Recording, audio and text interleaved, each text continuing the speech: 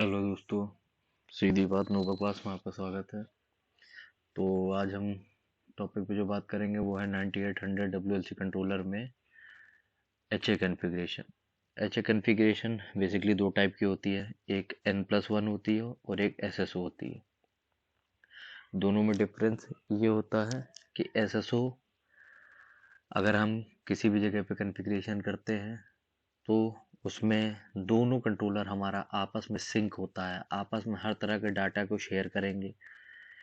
एक कोई भी अपडेट आप किसी भी कंट्रोलर पे डालते हैं वो दूसरे कंट्रोलर ऑटोमेटिक उसके पास अब उसका डाटा पहुंच जाएगा। जैसा कि आपने प्राइमरी कंट्रोलर में कोई भी चेंजेस किए तो वो सेकेंडरी कंट्रोलर के पास ऑटोमेटिक अपडेट रहेगा।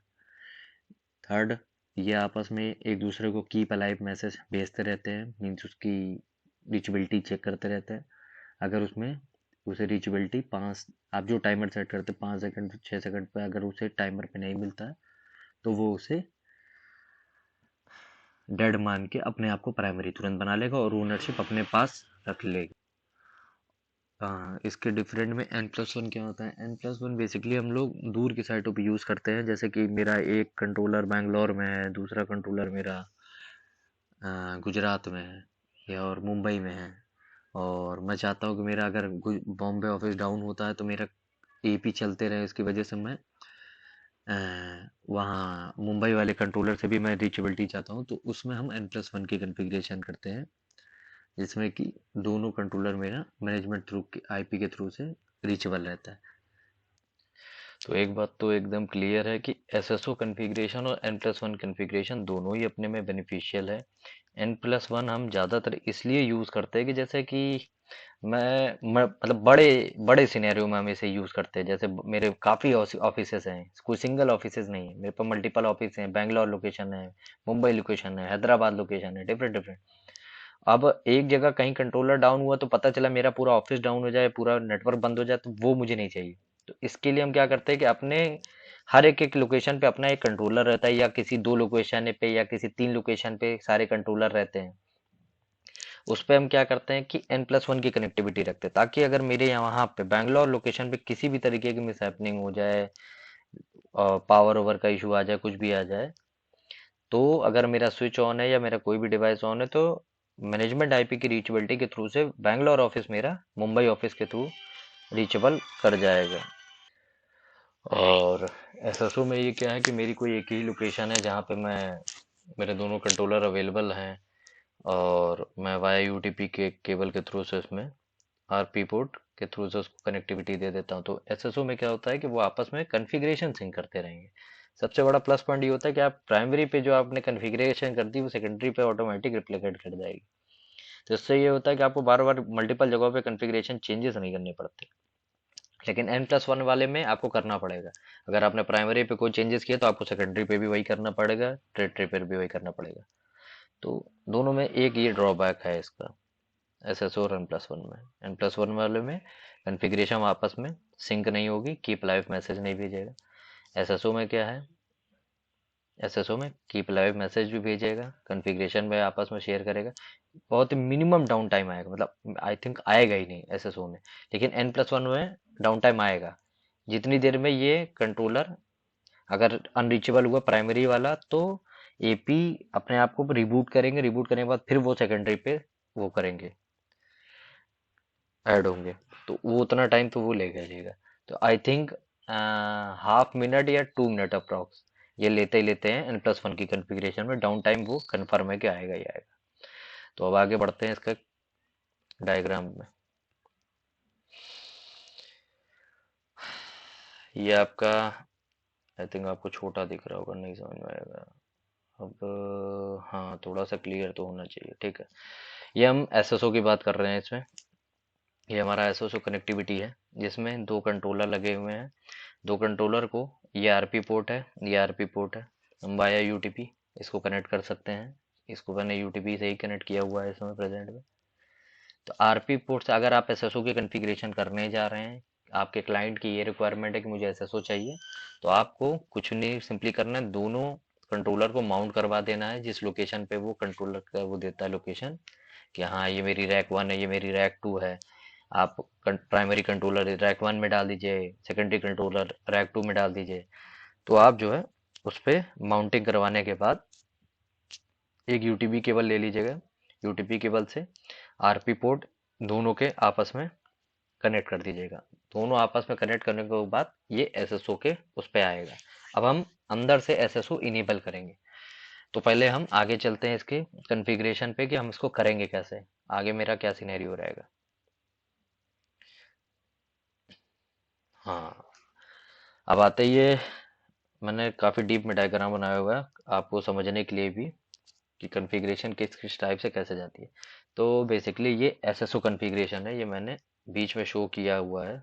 आई थिंक गलत ही शो कर दिया मैंने, और नीचे बड़ा सा कुछ करना चाहिए था जैसे आपको और क्लियरिटी हो। कोई नहीं, मैं खुद ही बता ही रहा हूँ सब कुछ। ये है एसएसओ कॉन्फ़िगरेशन, और सेकंड वाला है मेरा, ये देखिए N+1 कॉन्फ़िगरेशन। हाँ, ऐसा कुछ आना चाहिए था एसएसओ कॉन्फ़िगरेशन वाला। कोई नहीं, हो जाएगा। तो ये फर्स्टली हम पहले चलते हैं एसएसओ कॉन्फ़िगरेशन के अंदर। तो आप देख सकते हैं कि रेड लाइन मैंने आरपी पोर्ट से आरपी पोर्ट को कनेक्ट किया हुआ है। ये मेरा प्राइमरी डब्ल्यूएलसी है, ये मेरा सेकेंडरी डब्ल्यूएलसी है। अब एक चीज ये जानिएगा कि मुझे अपने एसएसओ के लिए 3 आईपी की रिक्वायरमेंट होगी। एसएसओ कॉन्फ़िगरेशन अगर हम चाहते हैं तो मुझे मैनेजमेंट की 3 आईपी चाहिए, जिसमें भी मतलब मैनेजमेंट का या इन्होंने वायरलेस के लिए कोई अपना बनाया हो कोई वीलैन, तो उसकी मुझे 3 आईपी चाहिए। बेसिकली ज्यादातर लोग अपने मैनेजमेंट की आईपी देते हैं, क्योंकि सारी डिवाइसें जो वो एक्सेस लेना चाहते हैं वो एक ही मैनेजमेंट में रखते हैं, बाकी उसके नीचे का सबनेट अलग रखते हैं। तो यहाँ पे मैनेजमेंट का पूल मैंने 172.16 का लिया हुआ है। इसमें मैंने 3 आईपी क्लाइंट के थ्रू से मांगी थी कि मुझे एसएसओ कॉन्फ़िगरेशन करना है अगर, तो मुझे 3 आईपी आप प्रोवाइड कर दीजिए। तो उन्होंने मुझे 3 आईपी प्रोवाइड की थी। अब मैं बताता हूँ उसका मैंने यूज कैसे किया। पहली आईपी मैंने अपने प्राइमरी कंट्रोलर को दी 172.168। आप कुछ भी आईपी उस पर अकॉर्डिंग जो आपको 3 आईपी दिए होंगे वो करेंगे। तो 172.16.1.8 मैंने इस पे लोकल आईपी डाला था। 170.16. ये मेरा सेकेंडरी डब्ल्यूएलसी है, इस पे मैंने 172.16.1.10 ये मैंने सेकेंडरी पे लोकल आईपी डाला हुआ था। अभी आपको दो ऑप्शन अंदर मिलेंगे, अभी मैं इसी कॉन्फ़िगरेशन में जब जाऊंगा तो मैं वहां पर आपको शो करूंगा। वहां पे दो ऑप्शन आते हैं, एक लोकली, एक रिमोट आईपी। लोकल मतलब कि लोकल का हो गया कि प्राइमरी डब्ल्यूएलसी की तो लोकल आईपी एक 172.16.1.8 है, लेकिन इसकी रिमोट आईपी क्या है 172.16.1.10। क्यों? क्योंकि अगर प्राइमरी डाउन हुआ तो वो तुरंत सेकेंडरी की रिमोट आईपी को उठाएगा। अब अगर मैं सेकेंडरी डब्ल्यूएलसी पे जाता हूँ तो इसकी लोकल आईपी हो गई 172.16.1.10, और इसका रिमोट आईपी क्या हो गई 172.16.1.8। इस चीज को बहुत ध्यान से रखिएगा, नहीं होगा फिर से समझ लीजिए। तो ये मेरा प्राइमरी डब्ल्यूएलसी है, इसकी जब मैं कॉन्फ़िगरेशन में जाऊंगा अभी, तो 172.16.1.8 ये मेरा लोकल आईपी है इस डब्ल्यूएलसी की। तो मेरे लिए रिमोट आईपी क्या हो गई सेकेंडरी डब्ल्यूएलसी की 172.16.1.10। इसी तरीके से जब मैं सेकेंडरी डब्ल्यूएलसी के कॉन्फ़िगरेशन पे जाऊंगा तो उस टाइम पे हाँ, तो मेरा सेकेंडरी डब्ल्यूएलसी का लोकल आईपी हो गया 172.16.1.10, और इसका रिमोट आईपी हो गया 172.16.1.8। अब आते हैं मेन मुद्दे के बारे में। एसएसओ कॉन्फ़िगरेशन कर रहे हैं, एक ही आईपी से मेरा कंट्रोलर एक्सेस होगा, जो कि मुझे पता है कि प्राइमरी हो या डब्ल्यूएलसी हो, जो भी मेरा प्राइमरी बना होगा उसका मुझे एक्सेस आना चाहिए, जिससे मेरे सारे आईपी चल रहे हैं। तो इसके लिए हम मैनेजमेंट की आईपी की 3 आईपी मैंने ली थी ना, एक तो मैंने दोनों को लोकल आईपी दे दी और दोनों को आपस की ही एक दूसरे के रिमोट आईपी दे दी। लेकिन जो मैं एक्सेस करूंगा इनको एक वर्चुअल आईपी के थ्रू, इसे एज आप कह लो कि कंट्रोलर को एक्सेस करने के लिए मैनेजमेंट आईपी या फिर कह लो वर्चुअल आईपी, ये दोनों कंट्रोलर इस एक आईपी से मुझे एक्सेस हो जाएंगे। जो भी उस समय प्राइमरी होगा वो मुझे इस आईपी के थ्रू से एक्सेस हो जाएगा।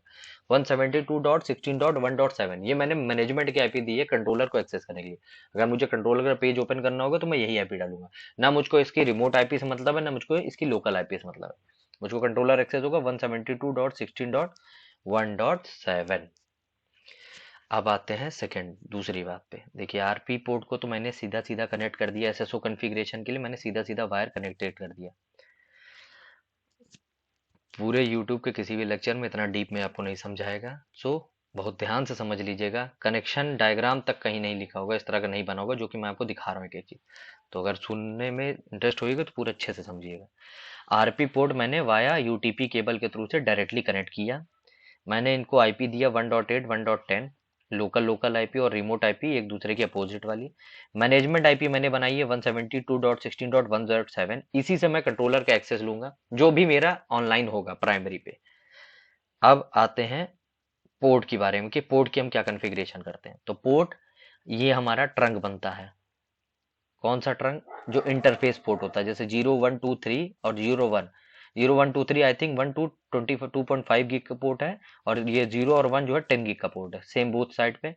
तो ये जो मैंने 10 गिग से कनेक्टिविटी ली है, ये मैंने स्विच कोर स्विच पे दी है इनके।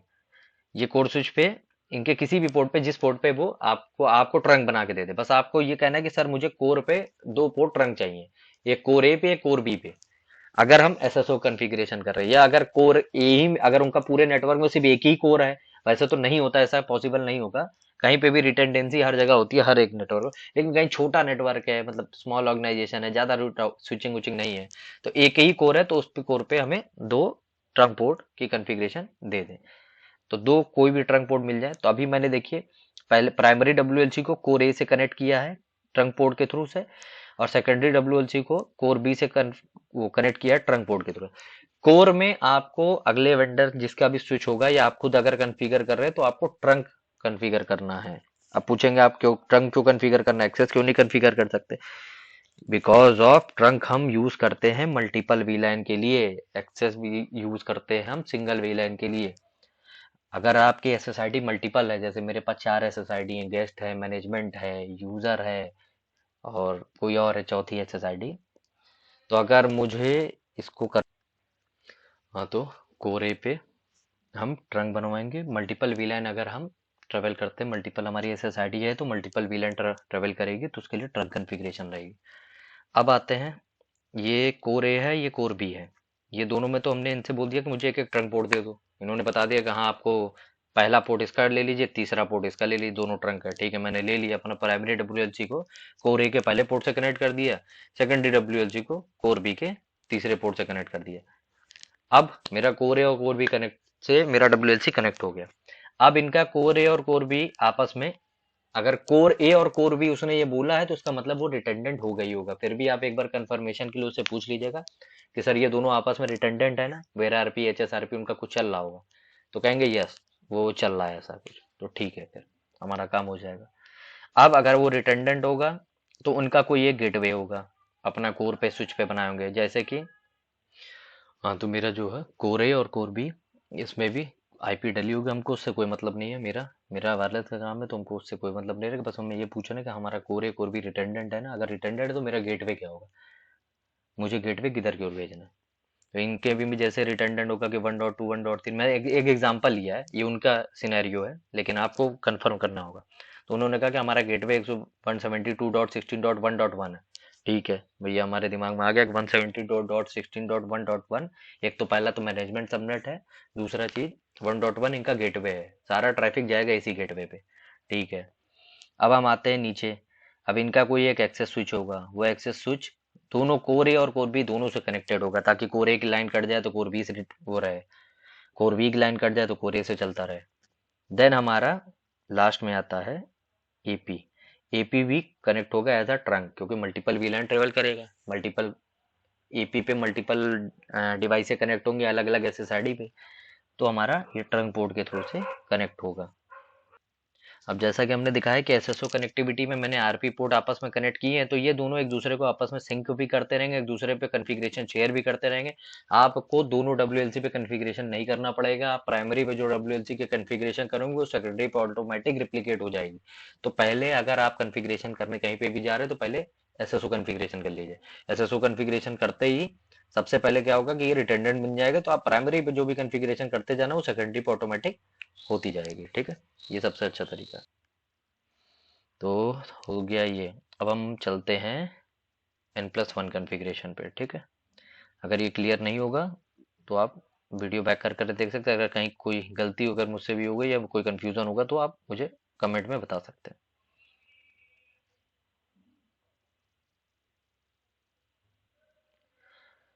तो अब हम बात करते हैं N+1 कॉन्फ़िगरेशन की। मैंने पहले भी आपसे बताया ही है। हाँ, तो अब हम आते हैं N+1 की कॉन्फ़िगरेशन पे। मैंने पहले भी बताया N+1 रिडंडेंट नहीं होता है, ये मैनेजमेंट इंटरफेस के आईपी के थ्रू से बस पिंग करता रहता है कि मेरा प्राइमरी ये है, सेकेंडरी ये है। प्राइमरी अगर जाएगा तो ये सेकेंडरी पे चलेगा। ये ऐसा हम एपी में और कंट्रोलर में इंफॉर्मेशन डालते हैं। तो अब ये कैसे होगा, दोनों उस पे डालना होगा हमें कॉन्फ़िगरेशन। अब आप कहेंगे कि यार ये पहली बात तो ये आपस में डाटा सिंक नहीं करेगा सबसे पहले। तो डाटा सिंक तो करेगा नहीं, तो फिर तो ये आपस में वैसे भी कॉन्फ़िगरेशन सिंक नहीं करेगा, तो प्राइमरी पे जो आपको चेंजेस करते हैं तो वो आपको सेकेंडरी पे भी चेंजेस करने पड़ेंगे। या फिर सबसे अच्छा है कि मतलब रनिंग नेटवर्क में तो नहीं कर सकते, जब फर्स्ट टाइम कॉन्फ़िगरेशन करेंगे तो प्राइमरी डब्ल्यूएलसी की सारी कॉन्फ़िगरेशन करने के बाद बैकअप फाइल सेकेंडरी में डाल लीजिएगा। लेकिन हाँ, वहाँ पे आपको फिर आईपी चेंज करना पड़ेगा। आईपी सीरीज में थोड़ा डिफरेंस हो जाएगा ना, क्योंकि इसका आप कुछ और आईपी डाल रहे हैं, उसका कुछ और आईपी डाल रहे हैं। अब यहाँ पे एक देखने वाली ये बात है कि यहाँ पे हमने आपको बताया ना, ये मैनेजमेंट इंटरफेस के थ्रू से ये हमें लैच करता है। तो मैनेजमेंट इंटरफेस के थ्रू से लैच करता है, तो यहाँ कोई वर्चुअल नहीं होता। तो आप यहाँ पे जो कंट्रोलर को एक्सेस लेंगे वो इस आईपी से लेंगे, और यहाँ पे सेकेंडरी कंट्रोलर को जो एक्सेस लेंगे वो इस आईपी से लेंगे। एसएसओ में क्या था, एसएसओ में आपको एक वर्चुअल आईपी मीन बीच की मैनेजमेंट आईपी या वर्चुअल आईपी मिली थी, जिससे एक आईपी से आपको दोनों का एक्सेस मिलता था, जो कि आपका पहला प्रायोरिटी पे प्राइमरी रहेगा। यहाँ पे क्या है, यहाँ पे आप दोनों कंट्रोलर का अलग अलग एक्सेस ले सकते हैं, दोनों कंट्रोलर पे कॉन्फ़िगरेशन डाल सकते हैं, लेकिन वर्किंग जो करेगा ईपी आपका प्राइमरी डब्ल्यूएलसी से ही करेगा, जिसको आपने प्राइमरी आईपी दी होगी। अब जैसे मैं हर जगह पे अभी यहाँ एंट्री मारूंगा, यहाँ पे देखिएगा दो अलग चीजें आ रही हैं। N+1 कॉन्फ़िगरेशन में हम प्राइमरी कंट्रोलर और सेकेंडरी कंट्रोलर की इंफॉर्मेशन एपी को देंगे, लेकिन वहां पे नहीं देते हैं। एसएसओ में हम उसको सिर्फ एक मैनेजमेंट आईपी की इंफॉर्मेशन देते हैं। मेरा primary double C W secondary WLC ये आप वाया आरपी पोर्ट आपस में कनेक्टेड रहते हैं, तो ये आपस में एक दूसरे को डाउन करके प्राइमरी और सेकेंडरी बनाते रहेंगे। लेकिन मेरे एपी के लिए एक ही आईपी प्राइमरी है, जो कि 1.7 है उसके लिए। तो ये है डिफरेंस। तो यहाँ पे हम इसको एक 172.16.1.8 से एक्सेस करेंगे प्राइमरी को, और सेकेंडरी को 172.16.1.10 से एक्सेस करेंगे। अब इनकी कॉन्फ़िगरेशन क्या रहेगी, इसमें भी आपको कोर ए और कोर बी में ट्रंक पोर्ट उनसे बोलना होगा डिमांड के कि मुझे ट्रंक पोर्ट की कॉन्फ़िगरेशन करके दे दीजिए। सेम एज इट इज वैसे ही पूरा कुछ सिनेरियो होगा नीचे का। बस क्या हो गया, यहाँ से आरपी पोर्ट की कनेक्टिविटी हट गई आपस में, तो अभी आपस में सिंक तो नहीं करेंगे, लेकिन हाँ, यहाँ पे आपको दोनों डब्ल्यूएलसी के अलग अलग एक्सेस मिलेंगे। और नीचे भी ये जो एपी है हमारा एक्सेस से, वो भी ट्रंक के थ्रू से ही कनेक्ट होगा। ठीक है, तो ये हो गया N+1 कॉन्फ़िगरेशन। इसमें कॉन्फ़िगरेशन बार बार मैं आप चीज कर रहा हूँ कि कॉन्फ़िगरेशन आपको बोथ डब्ल्यूएलसी पे अलग अलग करनी होगी, ये ऐसे नहीं लेगा, और वहां पे आपको एक ही पे करना होता है। हाँ, ये इसमें एक बेनिफिट ये होता है कि जैसे मेरी बड़ी ऑर्गेनाइजेशन है, वहां पे मैंने एक बार कॉन्फ़िगरेशन जो वन टाइम करते हैं वही हर साइटों के लिए एक एप्लीकेबल होती है। तो यहाँ का डाउन हो जाए तो वहां वाले से चल जाएगा, वहां का डाउन हो जाए तो वहां वाले से चल जाएगा। ऐसे होता है वाया मैनेजमेंट के थ्रू से। बस हाँ, कि इसका एक ड्रॉबैक ये है कि इसमें डाउन टाइम रहता है, आधे मिनट से लेकर 2 मिनट तक का, जितनी देर में एपी रिबूट मार के दोबारा वापस आएगा, ज्वाइन करेगा। अब आते हैं इसकी कॉन्फ़िगरेशन, पहले एसएसओ की कॉन्फ़िगरेशन। तो ये मेरा डब्ल्यूएलसी का फ्रंट व्यू है, आपको ऑलरेडी पता ही हुआ है, इसके बारे में सब कुछ है। आई थिंक आप मेरा चौथा पांचवा वीडियो देख रहे हैं, तो इसके बारे में हम ज़्यादा ब्रीफिंग नहीं बोलेंगे। एक्सेस पॉइंट ये शो ही कर रहा है, वायरलेस लैन मैंने 4 बनाए हुए हैं, क्लाइंट ये हैं, और रोग एपी ऑलरेडी जो नियर बाई एपी होंगे। अब आगे चलते कॉन्फ़िगरेशन में, सीधा सीधा आपको कुछ नहीं करना, आरपी की कॉन्फ़िगरेशन करनी है। आपको पहले एक वीलैन क्रिएट करनी है, वही जो मैं बताया ना, उनसे पूछना है कि आपकी मैनेजमेंट वीलैन क्या है। बोला मैनेजमेंट वीलैन मेरी 3 है, 2 है, 56 है, 38 है, 2040 है। मैंने यहाँ पे मैनेजमेंट वीलैन क्या लिया, 2। यहाँ पे मैंने वीलैन के अंदर ऐड किया वीलैन नंबर 2, ये सिर्फ मैनेजमेंट के लिए मैं रखूंगा। ये कहाँ पे आपको मिला, कॉन्फ़िगरेशन के अंदर लेयर 2 वीलैन, सामने आपके है लेयर 2 वीलैन, यहाँ पे मिला। इस पे गया, यहाँ पे वीलैन क्रिएट की, वीलैन 2 मैनेजमेंट के लिए। इसी वीलैन मैनेजमेंट वीलैन को मैं यहाँ आईपी दूंगा। अब आईपी क्या दूंगा, मैंने बताया ना, एसएसओ के लिए मैं दूंगा 1.7, ना मुझको पता है 1.8, ना मुझको पता है 1.10, मैं दूंगा 1.7। लेकिन N+1 के लिए मैं क्या करूंगा, एक को दूंगा, N+1 वाले पे क्या है, एक को दूंगा 1.8। मतलब ये मैंने प्राइमरी डब्ल्यूएलसी को लॉगिन किया, प्राइमरी डब्ल्यूएलसी पे वीलैन पे जाके मैं यहाँ पे वीलैन 2 को 1.8 दूंगा, और सेकेंडरी डब्ल्यूएलसी को लॉगिन करने के बाद वहां पे क्या दूंगा, 1.10। दोनों के अलग अलग मुझे एक्सेस आएंगे। तो यहाँ पे मैंने इस तरह से वीलाइन ऐड करके यहाँ पे वीलाइन नेम 1 रख के यहाँ नेम में मैनेजमेंट डाल दीजिए, मैनेजमेंट एक्सेस करके डाल दीजिए, एक्सेस करके अपडेट एंड अप्लाई करके क्रिएट कर दीजिएगा। ये मैंने देखिए शो किया हुआ है। अभी मैं जब वीलाइन क्रिएट करूंगा तो मुझे यहाँ कॉन्फ़िगरेशन इंटरफेस के अंदर, वायरलेस के अंदर ये मुझको मैनेजमेंट वीलाइन शो करेगा। यहाँ पे इंटरफेस टाइप मैनेजमेंट दिखाई है, वीलाइन 2 देखिए लिखा है। आईपी एड्रेस देखिए मैंने 172.16.1.7 दिया। क्यों? ये मेरी एसएसओ की वर्चुअल आईपी, इसी से मुझे कंट्रोलर एक्सेस होगा, प्राइमरी डब्ल्यूएलसी जो भी मेरा पहला आपको। अब देखिए यहाँ एसबीआई के अंदर आपको क्रिएट करना है। एसबीआई में जैसे ही आप ऐड करेंगे, ऐड के अंदर ये आता है वीलाइन 2 क्रिएट करिए, यहाँ पे आईपी एड्रेस डालिए, तो आपको ये ऑप्शन मिलेगा एसबीआई के अंदर। हाँ, देन अब हम आते हैं कॉन्फ़िगरेशन के अंदर राउटिंग प्रोटोकॉल्स पे। राउटिंग प्रोटोकॉल पे स्टैटिक राउटिंग। मैंने आपको बताया था कि मुझे इनका गेटवे डालना ही पड़ेगा, विदाउट गेटवे मैं कहीं रीच नहीं पाऊंगा। तो कॉन्फ़िगरेशन के अंदर राउटिंग प्रोटोकॉल पे आइए, राउटिंग प्रोटोकॉल में स्टैटिक राउटिंग में अपना गेटवे दीजिए। यहाँ मेरा गेटवे क्या होगा? मेरा गेटवे होगा 172.16.1.1। ये मेरा गेटवे है इनका, जो मैं क्लाइंट के थ्रू से मिला। ये N+1 के लिए भी वही गेटवे रहेगा, वो भी एसएसओ के लिए भी। तो मैंने यहाँ पे गेटवे की इंफॉर्मेशन मैं डालूंगा कि मुझे मेरा कोई भी ट्रैफिक नीचे से आता है, एपी के थ्रू से मेरे कंट्रोलर तक पहुंचता है, तो मैं उसको उठा के कहाँ भेज दूं? वो कोर पे, तो वो वहां पे कोर पे जाएगा। तो यहाँ पे मैंने 1.1 172.16.1.1 डाला है। अब मैं आगे आता हूँ, अब आता हूँ इस पे कॉन्फ़िगरेशन पे। ये कॉन्फ़िगरेशन आपको कहाँ मिलेगी? आर रिटेंडेंसी की एडमिनिस्ट्रेटर टैब के अंदर, डिवाइस के अंदर रिटेंडेंसी। फिर से बता रहा हूँ, एडमिनिस्ट्रेटर टैब के अंदर डिवाइस ऑप्शन होगा, उसके अंदर रिटेंडेंसी। अब आते हैं रिटेंडेंसी में कॉन्फ़िगरेशन, रिटेंडेंसी कॉन्फ़िगरेशन इनेबल करना है। यहाँ पे दो ऑप्शन आते हैं, आरएमआई प्लस आरपी और प्लस आरपी। इसमें दोनों का डिफरेंस मैं अभी थोड़ी देर बाद बताऊंगा आपको। ये दोनों का भी अलग रोल है, और ये सिस्को ने अभी लेटेस्ट वर्जन में ये इसको अपने आप को अपग्रेड किया है, क्योंकि वहां पे उन्हें कुछ ड्रॉबैक था इनका, इसके रिगार्डिंग उन्होंने ये एक ऑप्शन वो किया, ऐड किया। वो मैं भी इस वीडियो में नहीं बोलूंगा, मैं इसको कमेंट बॉक्स में जिसको भी जानना होगा कि आरएमआई प्लस आरपी और आरपी क्यों यूज हुआ, तो मैं उसे कमेंट सेक्शन पे या उस पर बता दूंगा। अब आते हैं, आपसे बात हुआ था मेरी लोकल आईपी। यहाँ पे मेरा ये प्राइमरी डब्ल्यूएलसी मैंने पहले क्लियर कर दिया, ये मेरा प्राइमरी डब्ल्यूएलसी है। प्राइमरी डब्ल्यूएलसी के लिए अब यहाँ पे देखिए मैंने एक नोटपैड खोल लिया है, उस पर आप देख लेना, क्योंकि मैं यहाँ टाइप नहीं कर पाऊंगा भाई, मैं प्रोफेशनल नहीं हूँ, मैं ऐसे से पढ़ाने के लिए आ जाता हूँ। अब यहाँ पे मेरा ये है प्राइमरी डब्ल्यूएलसी, ठीक। प्राइमरी डब्ल्यूएलसी पे मेरी लोकल आईपी क्या होगी? क्या लिया था मैंने पीछे? 172.16.1, सॉरी 16.1.8, ये मेरी लोकल आईपी होगी इसकी। अब मेरी सबनेट मास्क तो ऑलरेडी पता ही है, अब इसको क्या बताएं, ये तो सभी को पता होगा। रिमोट आईपी, रिमोट आईपी क्या थी? 172.16.1.10, ठीक। ये मेरी अगली साइट की रिमोट आईपी हो गई। अब देखिए नीचे क्या लिखा है, keep alive timer. Keep timer क्यों एक रखा? जितना जल्दी हो सके उतना जल्दी, समझे। लेकिन ये भी एक ड्रॉबैक है, 1 नहीं रखना चाहिए। 1 रखने से क्या होता है? नहीं, यहाँ भी सॉरी, कीप अलाइव रिट्राइज सही है। हाँ, कीप अलाइव टाइमर, ये आपको हर एक सेकंड, हर आई थिंक 1/100 मिली सेकंड पे ये आपको भेजता रहेगा कि हाँ तुम हो, ऑन हो, अप हो। अगर वो कह देगा डाउन हुआ होगा, नहीं मिला हो अप, तो ये तुरंत जो है अपने आप को एक्टिव कर लेगा। तो यहाँ पे कीप अलाइव टाइमर आप 1 रख लीजिए, 2 रख लीजिए, वैसे 1 रखिए बाय डिफॉल्ट सही है। कीप अलाइव रिट्राइज, हाँ इसी मतलब वो 5 बार आपको इस तरह के मैसेज भेजेगा। अगर पांच पांच बार अगर सेकेंडरी या प्राइमरी ने रिप्लाई नहीं किया, तो इसका मतलब ये उसे डेड मान देगा और उसे हटा देगा अपनी डिटेल से। तो ये कीप लाइव रिट्राइज है। एक्टिव चेसिस प्रॉपर्टी, ये सबसे सबसे जरूरी है, प्रायोरिटी। सॉरी शॉर्ट में लिख रहा हूँ ताकि आपको नहीं।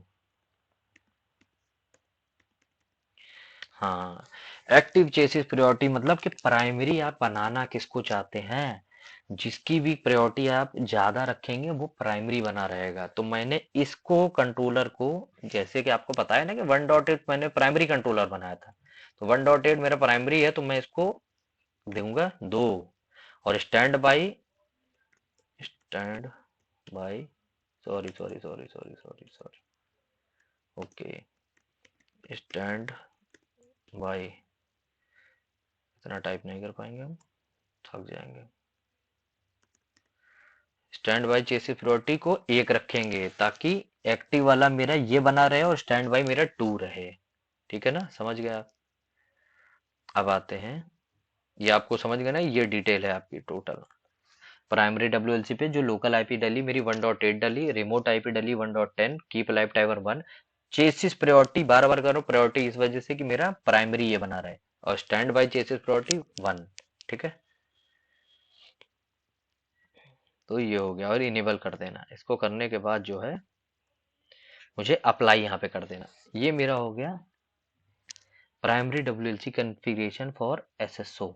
अब हम आते हैं सेकेंडरी डब्ल्यूएलसी पे।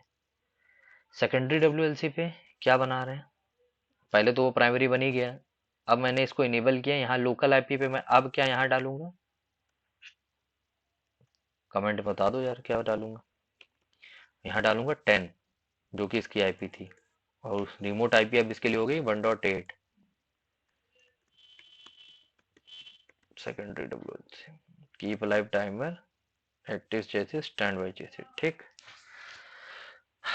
अब आपको आई थिंक 60% से 80% क्लियर हो गया वो भी कि ये क्या हुआ। लोकल आईपी पे मैंने 1.10 जो इसको लोकली दिया था, और रिमोट आईपी पे 1.8 डाल दिया।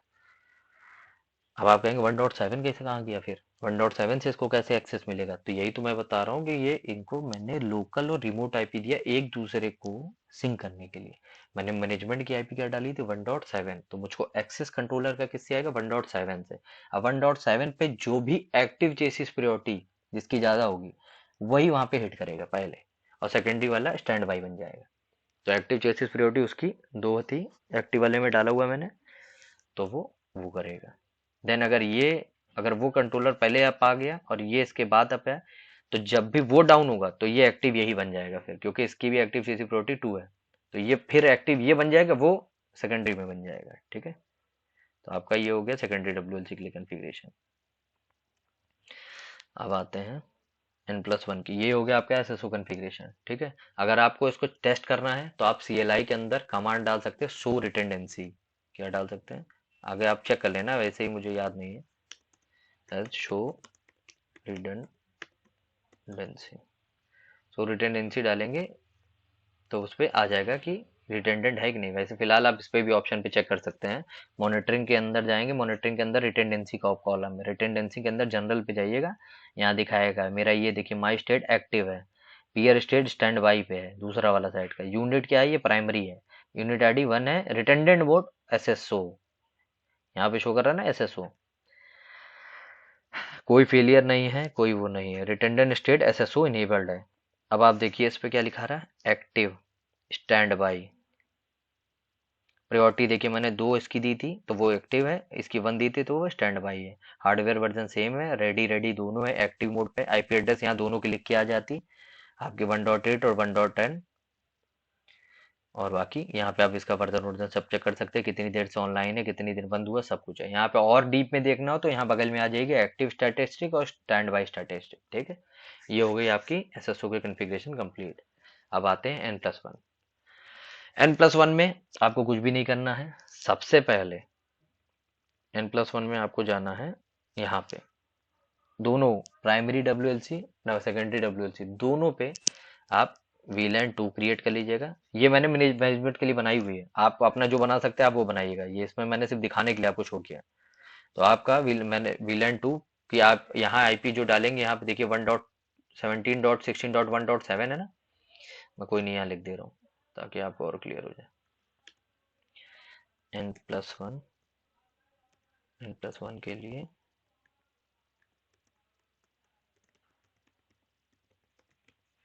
N+1 कॉन्फ़िगरेशन के लिए प्राइमरी की आईपी 172.16.1.7 और सेकेंडरी के लिए 172.16.1. अरे एक बार देखिए जरा, मैंने N+1 के लिए क्या आईपी दिए थे, सॉरी 1.8 और 1.10 ही डाल दिया। ठीक है, घबराना नहीं भैया, सॉरी, चलो हो जाती है गलती। 1.8 1.10 अब मुझे प्राइमरी का अलग एक्सेस आ जाएगा 1.8 से और सेकेंडरी का अलग एक्सेस आ जाएगा 1.10 से।